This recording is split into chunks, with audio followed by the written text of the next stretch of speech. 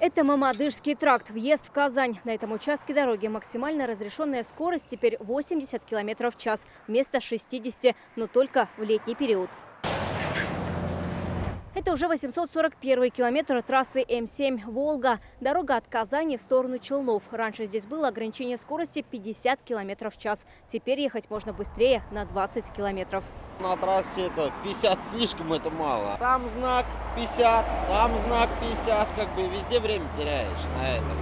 Пробки из-за этого создаются. С грузом идешь, сбавил скорость, опять уже нагрузка для машины, расход большой идет. А так идешь стабильно 70 километров, и расход нормальный, и себя хорошо чувствуешь. 50 поставить, 50 будем, 70. Ну 70, конечно, хорошо. Увеличить скоростное движение конкретно на этом участке с 50 до 70 километров удалось благодаря тому, что здесь появились вот эти столбы освещения. Потому что чаще всего, по статистике, здесь ДТП происходили в темное время суток.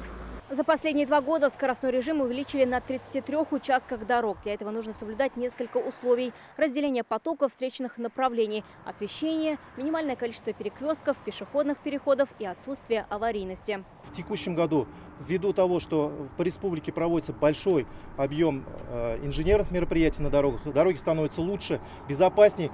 Нами по всей республике проведена ревизия всех знаков ограничения скорости, по итогам которой сейчас уже на сегодняшний день есть 52 участка дороги, на которых знаки будут демонтированы. Кроме этого, на некоторых участках скоростной режим увеличат до 110 км в час. Такую скорость разрешили уже на 2 участках трассы М7. Вероника Гайнудинова, Адель Мендубаев, ТНВ, Пестричинский район.